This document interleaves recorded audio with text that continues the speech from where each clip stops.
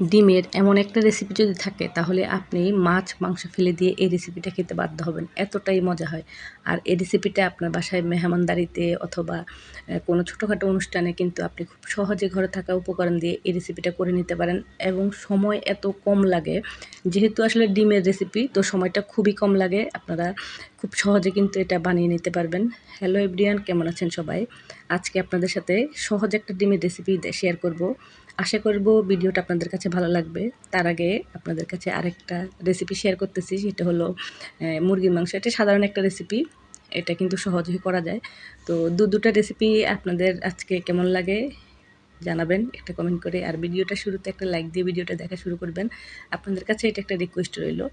তো এখানে দেখুন, প্রথমে আমি মুরগির মাংসটা বসিয়ে দিলাম। এখানে কড়াইয়ে আমি তেল দিয়ে পেঁয়াজ কুচি আর আস্ত গরম মশলা দিয়ে দিয়েছি, এলাচ, দারুচিনি, তেজপাতা দিয়ে তার মধ্যে আমি একটু লবণ দিয়েছিলাম। আর এখন দিয়ে দিচ্ছি পেঁয়াজ বাটা, রসুন বাটা আর আদা বাটা দিয়ে আমি একটু তেলের মধ্যে মশলাটা কষিয়ে তার মধ্যে আমি মুরগির মাংসগুলো দিয়ে দিচ্ছি। এটা যে মুরগিটা রান্না করতেছি এটা হলো যে শক্ত যে লেয়ার মুরগিগুলো হয় ওগুলো। তো এই মুরগিটা কিন্তু সেদ্ধ হতে বেশ খানিকটা সময় লাগে। আর আমি এই মাংসটা রান্না করব স্লো কুকে, মানে একদম স্লো কুক রান্না করব মাংসটা, মানে চুলার হিটটা খুব একদম মিডিয়াম লোতে রেখে তারপর আমি আস্তে আস্তে করে রান্না করব, যাতে আমার মাংসটা খুব ভালো করে সেদ্ধ হয় এবং মাংসের ভেতরে যে মশলাটা যাওয়ার কথা সেটা যাতে ভালো করে যায়। যেহেতু অনেকটা সময় লাগে মাংসটা রান্না করতে, আর এই রান্নাটা কিন্তু আমি প্রায় 1-1.5 ঘন্টা করে রান্না করব, মানে 1-1.5 ঘন্টা পর্যন্ত এটা রান্না করব। তো দেখুন, আমি যখন মশলাটা দিয়েছিলাম, মশলা দিয়ে তারপরে মাংসের সাথে ভালো করে নেড়ে চেড়ে এটা ঢাকনা দিয়ে দিয়েছি যাতে একটু পানি ওঠে। এরপরে আমি আস্তে আস্তে বাকি মশলাগুলো দেব। এখন দিয়ে দিচ্ছি একটু হলুদের গুঁড়ো আর মরিচের গুঁড়ো দিয়ে আমি ভালো করে চেড়ে দিচ্ছি। আমি কিন্তু এখন পর্যন্ত পানি ব্যবহার করি নাই। এখন দিয়ে দিচ্ছি জিরে গুঁড়ো, তারপরে দিয়ে দেবো একটু ধনে গুঁড়ো আর দেবো গোলমরিচের গুঁড়ো।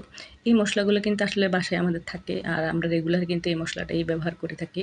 তো আমি এখানে আমার মাংস আছে প্রায় 1.5 কেজির মতো, আমি সেই অনুযায়ী মশলাটা দিয়ে দিচ্ছি। আপনাদের যতটা মশলা লাগবে, মাংস যতটা নেবেন সেই অনুযায়ী কিন্তু মশলাটা ব্যবহার করতে হবে। আমরা আসলে যতটা পরিমাপ বলি না কেন, কিন্তু আপনার মাংসের উপরে বা আপনার পরিমাণের উপরে নির্ভর করে আপনি কতটা মশলা ব্যবহার করবেন।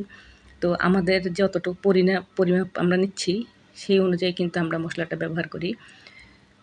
এখন আমার সমস্ত মশলা দেওয়া হয়ে গেছে, মাংসের সাথে আমি একটু ভালো করে নেড়েচেড়ে কষিয়ে নিয়েছি। এখন আমি এখানে 1 কাপের মতো গরম পানি ব্যবহার করতেছি। এটা একদম ফুটন্ত গরম পানি যেটা, সেটা দিয়ে দিচ্ছি। দিয়ে আমি চুলার হিটটা একটু হাই করে দিয়েছিলাম। দিয়ে যখন এটা ফুটে উঠবে তখন কিন্তু আমি আস্তে করে এটাকে একদম লো করে দিয়ে ঢাকনা দিয়ে এটা রান্না করে নেব। এই মাংসটা রান্না করতে আমার 1 ঘন্টার মতো সময় লেগেছে। যেহেতু আসলে আমার মুরগিটা অনেক বড় ছিল, তারপরে এগুলো শক্ত মুরগি, সেদ্ধ হতে অনেক সময় লাগে। তো আমি আগে বলেছিলাম আমার প্রায় 1.5 ঘন্টার মতো এই রান্নাটা করতে লাগছে। তো 1 ঘন্টার মতো এটা আমার সিদ্ধ হতে লাগছে। এখন পানিটাও কমে আসছে, মাংসটাও পুরোপুরি সিদ্ধ হয়ে গেছে। এখন আস্তে আস্তে আমি বাকি উপকরণগুলো দিচ্ছি। এখানে দিয়ে দিলাম কিছুটা কাঁচামরিচ, আস্ত কাঁচামরিচ আর পেঁয়াজ বেরেস্তা। পেঁয়াজ বেরেস্তা দিলে কিন্তু তরকারির রঙটা একদমই চেঞ্জ হয়ে যায়, খুব সুন্দর একটা কালার আসে।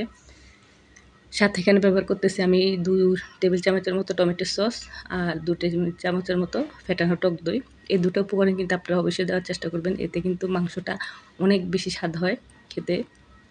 আর টক দই যখনই ব্যবহার করবেন তখনই কিন্তু আপনারা চুলার হিটটা একদম লোতে রেখে তারপরে আপনারা টক দইটা দিবেন যে কোনো রান্নাতে, তাহলে টক দই আপনার কখনোই ফাটবে না। এখন আমি ভালো করে এটা নেড়ে চেড়ে ঢাকনা দিয়ে আর কিছুক্ষণ রান্না করে নেব, ঝোলটা একদম শুকিয়ে যাওয়া পর্যন্ত। এই মাংসটা আমার একদম ভুনা ভুনা হবে। মাংসর গায়ে যখন মশলাটা লেগে আসবে তখনই কিন্তু আমি এটাকে নামিয়ে ফেলবো, তেলটা উপরে উঠে আসবে যখন। যে দেখুন, আমার একদম ঝোলটা কমে আসছে, তেলটা ছাড়তে শুরু করেছে। এখন আমি এই পর্যায়ে একটু গরম মশলা দিয়ে দিলাম, দিয়ে মাংসটাকে আরেকটু ভালো করে নেড়ে চেড়ে ঝোলটা আরেকটু শুকিয়ে আসবে। যখন একদম গায়ে লেগে আসবে তখনই কিন্তু আমার রান্নাটা কমপ্লিট হয়ে যাবে। আপনারা এইভাবে কিন্তু মুরগির মাংসটা একবার রান্না করে খেয়ে দেখবেন। এটার কালারটা যেমন সুন্দর তেমনই কিন্তু খেতে অসম্ভব মজা হয়। মেহমানদারিতে কিন্তু এটা কিন্তু খুবই ভালো হয়, এই ধরনের একটা রেসিপি যদি আপনার থাকে। তো আমি মুরগির মাংস, ডিম এই দুটা কিন্তু একটা অনুষ্ঠানের জন্য করেছিলাম, ভাবলাম আপনাদের সাথে সেটা শেয়ার করি। আর এটাকে আরেকটু লোভনীয় করার জন্য আমি একদম নামানোর আগে এখানে 1 চামচ ঘি দিয়ে দিলাম। আপনার হাতের কাছে যদি না থাকে আপনি সেটা না দিলেও পারেন। কিন্তু আমার কাছে মনে হয়েছে যে একটু ঘি দিলে এটা আরেকটু বেশি লোভনীয় হবে, এটার ঘ্রাণটা আরও বেশি হবে। আমি ঘি দেওয়ার পরে পুরো ঘরটা আমার ঘিয়ের গন্ধে মো মো করতেছিল আর কি। যাই হোক, আমার মুরগির মাংসটা হয়ে গেছে। এখন আমি ডিমটা করব। ডিমটাকে আসলে আমি সময়ের অভাবে আপনাদের সাথে পুরো জিনিসটা শেয়ার করি। ডিমটা সিদ্ধ করা থেকে শুরু করে আর একটু হলুদ দিয়ে ডিমটাকে আমি একটু লাল করে তেলে ভেজে রেখেছি। এটা খুব সাধারণ একটা জিনিস, আমরা ডিমটা সেদ্ধ করতে সবাই জানি। আর একটু হলুদ মেখে এটাকে তেলে নেড়ে লাল করাটাও কিন্তু আমরা সবাই পারি, সেটা আমি দেখালাম না। আমি জাস্ট ফুল মেইন যে অবস্থাটা রান্নার, সেটাই আপনাদের সাথে শেয়ার করতেছি।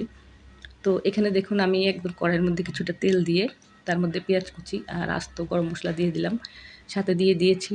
আমি এখানে মশলা খুব কম ব্যবহার করব, একটু হাফ চামচের মতো দিয়েছি আমি এখানে আদা বাটা, হাফ চামচ দিয়েছি পেঁয়াজ বাটা, আর হাফ চামচ দিয়েছি আমি এখানে রসুন বাটা। দিয়ে তার মধ্যে আমি একটু মরিচের গুঁড়ো, জিরে আর ধনে গুঁড়ো দিয়ে দিলাম। আপনারা কিন্তু মশলার পরিমাণটা দেখতেই বুঝতে পারছেন যে আমি খুব কম মশলা ব্যবহার করতেছি। একটু পানি দিয়ে আমি মশলাটাকে কষিয়ে নিচ্ছি। ডিম আমার এখানে 8টা, তো আমি সেই অনুযায়ী কিন্তু মশলাটা দিয়েছি। এখন দিয়ে দিব একটু হলুদের গুঁড়ো। এই দেখুন এখন তরকারির পুরো কালারটা কিন্তু এত বেশি সুন্দর হয়েছে আর কি। মশলাটা কষানোর যে প্রসেসটা দেখুন, কালারটা দেখলে কিন্তু আসলে অনেকটা লোভনীয় মনে হয় আর কি। এখন দিয়ে দিচ্ছি একটু টমেটো সস। আমি এখানে 2 চা চামচ দিয়েছি টমেটো সস। এই টমেটো সসটা কিন্তু অবশ্যই দেওয়ার চেষ্টা করবেন। এতে কিন্তু রান্নার যেই কালারটা আর যেই ডিমের যে গ্রেভিটা হয় সেটা খেতে কিন্তু অসম্ভব মজা হয়। আমার মশলাটা প্রায় ভালো করে কষানো হয়ে গেছে। এখন আমি ডিমটা দিয়ে দিলাম। দিয়ে এটা খুব ভালো করে মশলার সাথে ডিমটাকে একটু কষিয়ে নেব। এটা একদম খুব সহজ একটা রান্না।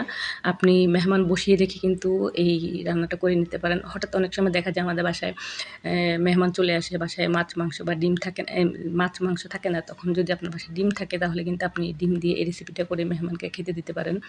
এটা দেখতে যেমন সুন্দর হয়, খেতে কিন্তু অসম্ভব মজা হয়। আমি ডিমের সাথে মশলাটা একটু কষিয়ে তার মধ্যে আমি একটু পানি দিয়ে দিলাম, যাতে ভালো করে মশলাটা কষানো হয় আর ডিমের সাথেও এটা একটু ভালো করে মাখামাখি হয় আর কি। এরপরে আমি কিছুক্ষণ নেড়ে চেড়ে এটা যখন তেলটা ছেড়ে আসবে তখন আমি কিন্তু নামিয়ে নেব। আমার ডিমের রেসিপিটাও হয়ে গেছে। মাংসের দেখুন ফাইনাল লুকটা এরকম হয়েছে।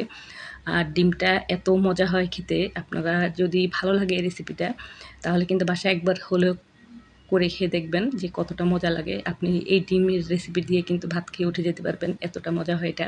বিশেষ করে এটার গ্রেভিটা এতটা বেশি ভালো লাগে আর কি খেতে, ভাতের সাথে বা পোলাওর সাথেও খেতে পারেন, এটা খুব মজা লাগে। তো আমি আপনাদেরকে এটাকে একটু পরিবেশন করে দেখালাম যে এটার কালারটা দেখুন বা গ্রেভিটা কেমন হয়েছে সেটা দেখুন। আর আমার রেসিপিটা কেমন হলো সেটা কিন্তু জানাতে ভুলবেন না। আজকে ছোট্ট এই 2টা রেসিপি আপনাদের কেমন লেগেছে সেটা কিন্তু একটা কমেন্ট করে জানাবেন। ভালো লাগলে বাসায় ট্রাই করতে পারেন। আজকে এই পর্যন্তই। সবাই খুব ভালো থাকেন, সুস্থ থাকেন।